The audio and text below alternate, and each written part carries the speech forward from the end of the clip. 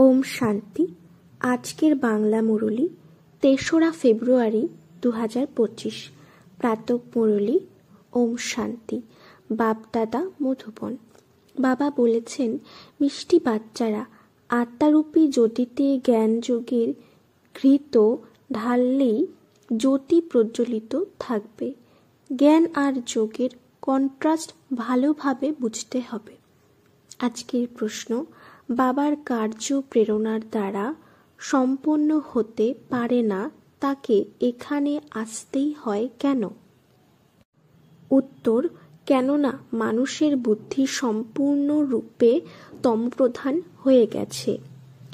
তমপ্রধান বুদ্ধি ঈশ্বরের প্রেরণা অনুভব করতে অক্ষম। সেই জন্য বলা হয়, আকাশ সিংহাসন ছেড়ে নেমে এসো। গীত, ছেড়ে দাও আকাশ সিংহাসন, এই ধরিত্রীতে নেমে এসো। ওম শান্তি। ভক্তরা এই গান রচনা করেছে। এর অর্থ কত সুন্দর। বলা হয়, আকাশ সিংহাসন ছেড়ে এসো। আকাশ তো এখানে, এটাই হলো থাকার জায়গা বা লৌকিক দুনিয়া। আকাশ থেকে তো কোনো কিছু আসতে পারে না।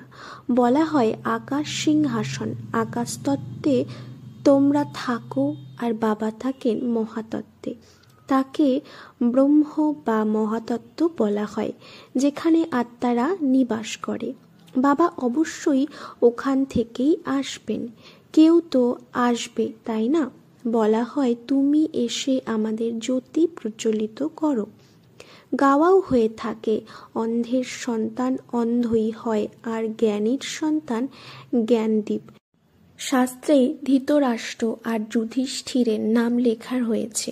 এই সন্তানরা হল রাবণের, মায়ারূপী রাবণ। সকলেরই রাবণের বুদ্ধি। তোমরা এখন ঈশ্বরীয় বুদ্ধি। বাবা এসে তোমাদের বুদ্ধির তালা খুলে দিচ্ছেন। রাবণ তালা বন্ধ করে দেয়। কেউ যখন কিছু বোঝে না, তখন তার সম্পর্কে বলা হয়, এর তো পাথর বুদ্ধি বা অন্তঃশ্বাস শূন্য। বাবাই এসে এখানে জ্যোতি প্রজ্বলিত করেন, তাই না? প্রেরণার দ্বারা কাজ হয় না। আত্মা যা শতপ্রধান ছিল তার শক্তি এখন কমে গেছে, তমপ্রধান হয়ে গেছে, সম্পূর্ণরূপে মলিন হয়ে গেছে। কোনো মানুষ মারা গেলে প্রদীপ জ্বালিয়ে রাখে। প্রদীপ কেন জ্বালায়? মানুষ প্রদীপ জ্বালায় কারণ তারা ভাবে যে যখন প্রদীপ জ্বালানো হয় তখন সেই আত্মা অন্ধকারে থাকবে না। এখানে প্রদীপ জ্বালালে ওখানে আলোকিত করে কি করে হবে? কিছুই জানে না। তোমরা এখন বিচক্ষণ বুদ্ধির হয়ে উঠেছ।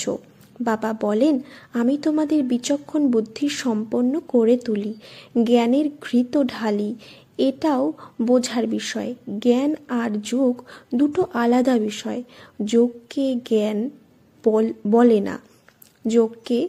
বলে না। কেউ কেউ মনে করে ভগবান এসে জ্ঞান প্রদান করে বলেন, আমাকে স্মরণ করো, কিন্তু একে জ্ঞান বলে না। এখানে তো বাবা আর তার বাচ্চারা জানে যে ইনি আমাদের বাবা। এর মধ্যে জ্ঞানের প্রশ্নই নেই। জ্ঞান তো বিস্তৃত, এ তো শুধুমাত্র স্মরণ। বাবা বলেন, আমাকে শুধু স্মরণ করো, আর কিছু না। এ তো সাধারণ বিষয়, একে জ্ঞান বলে না। বাচ্চা জন্ম নিয়েছে, সুতরাং বাবাকে স্মরণ তো করবেই, তাই না? জ্ঞান তো বিস্তারিত। বাবা বলেন, আমাকে স্মরণ করো। এ কোনো জ্ঞান নয়। তোমরা নিজেরা জানো যে আমরা হলাম আত্মা, আমাদের পিতা হলেন পরমাত্মা, পরমাত্মা। একে কি জ্ঞান বলবে? বাচ্চারা বাবাকে আহ্বান করে। জ্ঞান তো হলো নলেজ। যেমন কেউ MA পড়ে, কেউ BA পড়ে, কত অসংখ্য বই পড়ে। বাবা বলেন, তোমরা আমার সন্তান, তাই না? আমি তোমাদের বাবা। আমার সাথে যোগযুক্ত হও, অর্থাৎ স্মরণ করো। একে জ্ঞান বলে না। বাচ্চারা, তোমরা তো আছোই। তোমরা আত্মারা কখনোই বিনাশ হও না। কেউ মারা গেলে তার আত্মাকে ডাকে। শরীর তো শেষ হয়ে গেছে, সুতরাং আত্মা ভোজন কি করে করবে? ভোজন তো ব্রাহ্মণই করবে। এই সব হলো ভক্তি মার্গের নিয়ম। এমনটাও নয় যে আমাদের বলাতে ভক্তি মার্গ বন্ধ হয়ে যাবে, সে তো চলেই আসছে। আত্মা তো এক শরীর ত্যাগ করে অন্য শরীর ধারণ করে। বাচ্চাদের বুদ্ধিতে জ্ঞান আর যোগের পার্থক্য স্পষ্ট হওয়া উচিত। বাবা যে বলেন আমাকে স্মরণ করো, এ জ্ঞান নয়। বাবা যে ডাইরেকশন দেন, একে যোগ বলা হয়। জ্ঞান হলো সৃষ্টি চক্র কিভাবে ঘুরছে তার নলেজ। যোগ অর্থাৎ স্মরণ। বাচ্চাদের কর্তব্য হলো বাবাকে স্মরণ করা। ওরা হলো লৌকিক আর ইনি হলেন পারলৌকিক পিতা। বাবা বলেন আমাকে স্মরণ করো, সুতরাং জ্ঞান আলাদা বিষয়। বাচ্চাদের কি বলতে হয় যে বাবাকে স্মরণ করো? বাচ্চাদের কি বলতে হয় যে বাবাকে স্মরণ করো? লৌকিক বাবা তো জন্মাবার সাথে সাথে স্মরণ আসে। এখানে বাবাকে স্মরণ করার জন্য মনে করিয়ে দিতে হয়, এতেই পরিশ্রম। নিজেকে আত্মা মনে করে বাবাকে স্মরণ করো, এটাই হলো পরিশ্রমের কাজ। সেই জন্যই তো বাবা বলেন যোগে স্থায়ী হতে পারে না। বাচ্চারা বাবাকে লেখে বাবা স্মরণ করতে ভুলে যাই, এমনটা লেখে না যে জ্ঞান ভুলে যাই। বাবা তো অতীব সহজ, স্মরণ করাকে জ্ঞান বলা হয় না। এতেই বা স্মরণেই মায়ার তুফান আসে। হতে পারে জ্ঞানে কেউ খুব তীক্ষ্ণ, খুব ভালো মুরলি পড়তে পারে, কিন্তু বাবা জিজ্ঞাসা করেন স্মরণের চার্ট বের করো, কতটা সময় স্মরণ করেছ। বাবাকে স্মরণের চার্ট যথার্থ রীতিতে তৈরি করে দেখাও। স্মরণই হলো প্রধান বিষয়। পতিত্রাই আহ্বান করে বলে এসো পাবন করে তোলো। প্রধান বিষয়ই হলো পবিত্র হওয়া, এতেই মায়া বিঘ্ন ঘটায়। শিব ভগবানুবাচ স্মরণে সবাই ভীষণ কাঁচা। ভালো ভালো বাচ্চারা যারা খুব ভালো মুরলি পড়ে কিন্তু স্মরণে ভীষণ কাঁচা। যোগের দ্বারাই বিকর্ম বিনাশ হয়। যোগের দ্বারাই কর্মেন্দ্রিয় সম্পূর্ণ শান্ত হতে পারে। একে বাবা ছাড়া দ্বিতীয় আর কেউ যেন স্মরণে না আসে। এক বাবা ছাড়া আর দ্বিতীয় যেন কেউ স্মরণে না আসে। কোনো দেহধারীও যেন স্মরণে না আসে। আত্মারা জানে এই সম্পূর্ণ দুনিয়া বিনাশ হবে। আমরা ফিরে যাব নিজের ঘরে, তারপর রাজধানীতে আসব। এটা সব সময় বুদ্ধিতে থাকা উচিত। জ্ঞান যা প্রাপ্ত হচ্ছে তা আত্মার মধ্যে থাকা উচিত। বাবা হলেন যোগেশ্বর, যিনি স্মরণ করতে শেখান। বাস্তবে ঈশ্বরকে যোগেশ্বর বলা যায় না, তোমরা হলে যোগেশ্বর। বাবা বলেন আমাকে স্মরণ করো, এই স্মরণ শেখান যিনি, তিনি ঈশ্বররূপী বাবা। তিনি হলেন নিরাকার বাবা। শরীর দ্বারা বা আধার নিয়ে শেখায়। বাচ্চারাও শরীর দ্বারা শোনে। কেউ কেউ যোগে খুব কাঁচা, একদমই স্মরণ করে না। জন্মান্তর ধরে যে পাপ সঞ্চিত হয়ে আছে সব কিছুর জন্যই সাজা খেতে হবে।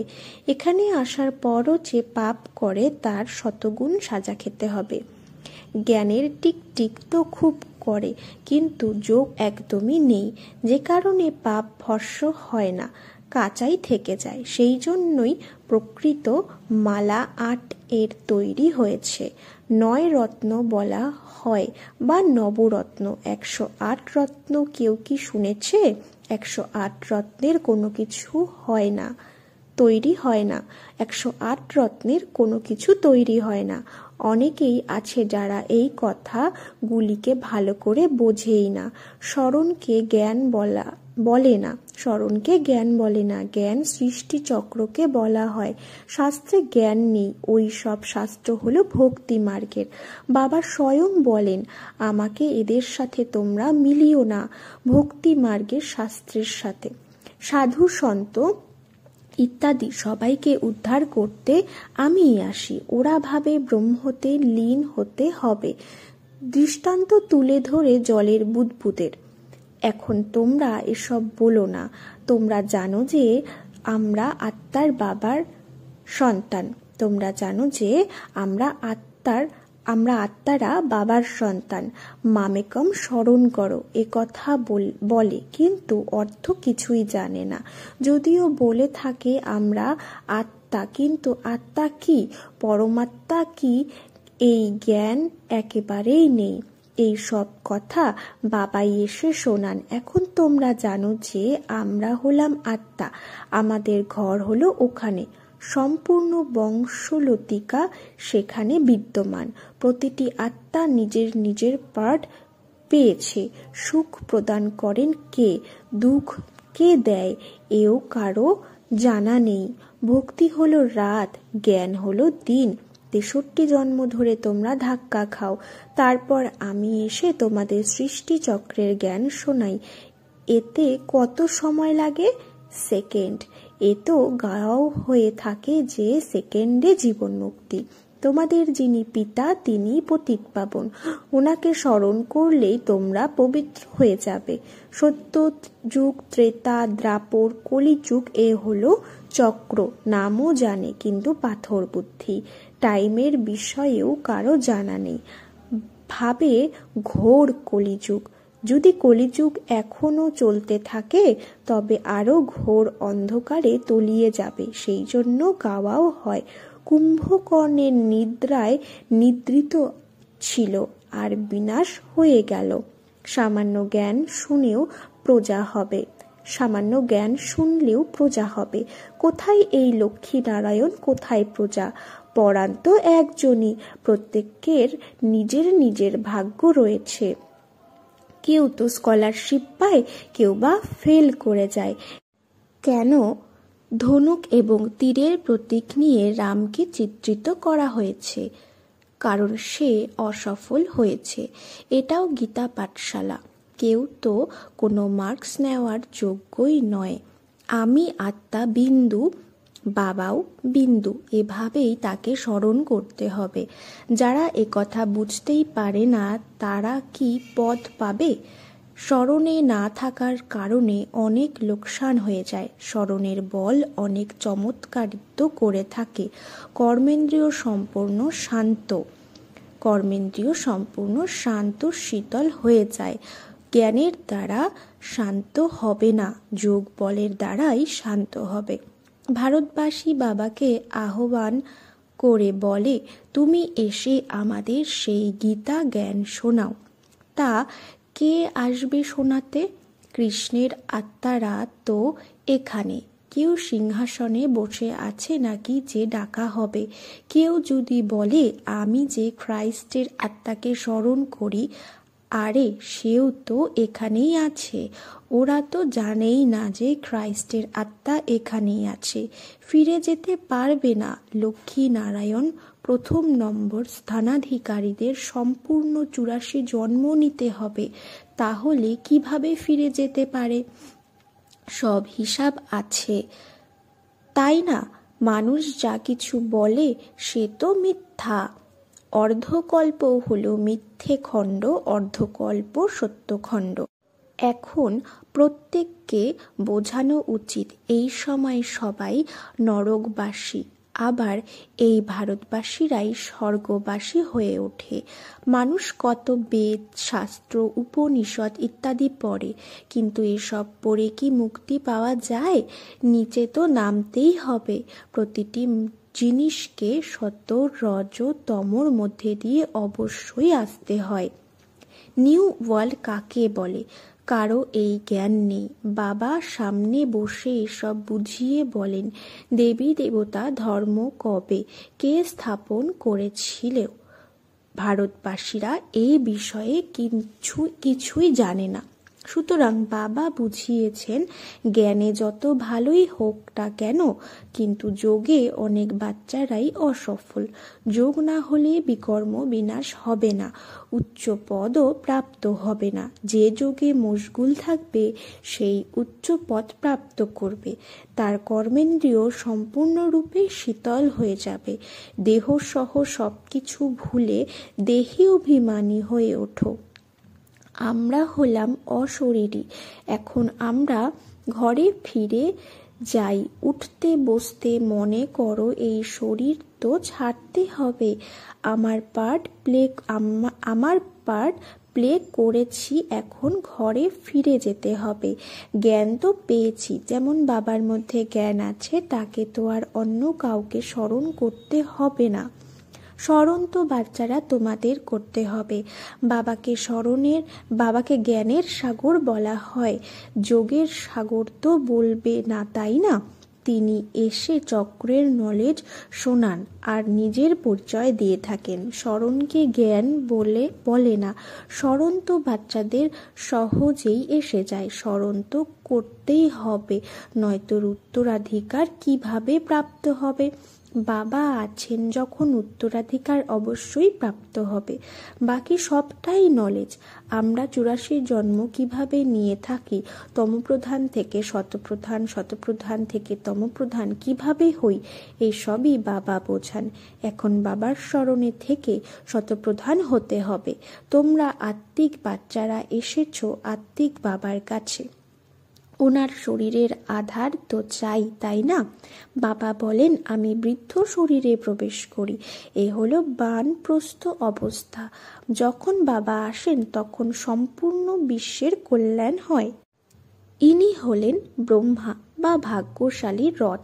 এনার দ্বারা কত সার্ভিস হয়। সুতরাং শরীরের বোধ ছাড়ার জন্য স্মরণের প্রয়োজন। বেশি করে স্মরণ করা শেখাতে হবে। জ্ঞান তো সহজ, ছোট বাচ্চারাও শুনিয়ে দেবে। স্মরণেই পরিশ্রম রয়েছে। এককেই স্মরণ করা, একে বলে অব্যভিচারী স্মরণ। কারো শরীরকে স্মরণ করা, সে হলো ব্যভিচারী। স্মরণের দ্বারা সবাইকে ভুলে অশরীরী হতে হবে।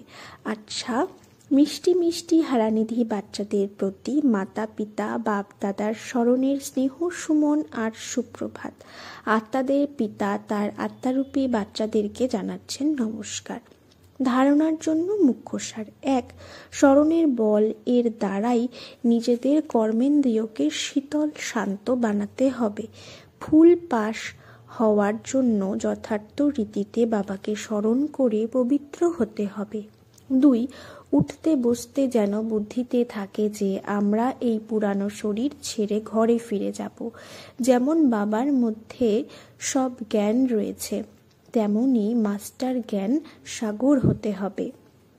বরদান, কম্বাইন্ড স্বরূপের স্মৃতির দ্বারা শ্রেষ্ঠ স্থিতির সেট থাকা সদা সম্পন্ন ভব। সঙ্গম যুগের শিবশক্তির কম্বাইন স্বরূপের স্মৃতিতে থাকলে প্রত্যেক অসম্ভব কাজ সম্ভব হয়ে যায়। এটাই হলো সর্বশ্রেষ্ঠ স্বরূপ। এই স্বরূপে স্থিত থাকলে সম্পন্ন ভবর বরদান প্রাপ্ত হয়ে যায়। বাপদাদা সকল বাচ্চাদেরকে সদা সুখদায়ী স্থিতির সেট প্রদান করেন। সদা এই সেট থাকো, তাহলে অতীন্দ্রিয় সুখের দোলায় দুলতে থাকবে। কেবল বিস্মৃতির সংস্কার সমাপ্ত করো। স্লোগান, পাওয়ারফুল বৃত্তির দ্বারা আত্মাদেরকে যোগ্য আর যোগী বানাও। অব্যক্ত ইশারা, একান্ত প্রিয় হও। একতা আর একাগ্রতাকে ধারণ করো। একমতের বাতাবরণ তখন হবে যখন সমাহিত করার শক্তি আসবে। তো ভিন্নতাকে সমাহিত করো, তখন নিজেরা একতার দ্বারা নিকটে আসবে আর সকলের সামনে দৃষ্টান্ত রূপ হবে। ব্রাহ্মণ পরিবারের বিশেষত্ব হল অনেক থাকা সত্ত্বেও এক। এই একতার ভাইব্রেশন সমগ্র বিশ্বে এক ধর্ম, এক রাজ্যের স্থাপনা করবে। সেই জন্য বিশেষ অ্যাটেনশন দিয়ে ভিন্নতাকে সমাহিত করে একতা নিয়ে আসতে হবে। ওম শান্তি। ওম শান্তি। আজকের বাংলা মুরলী 3রা ফেব্রুয়ারি 2025। প্রাতঃ মুরলী। ওম শান্তি। বাপদাদা মধুবন। বাবা বলেছেন,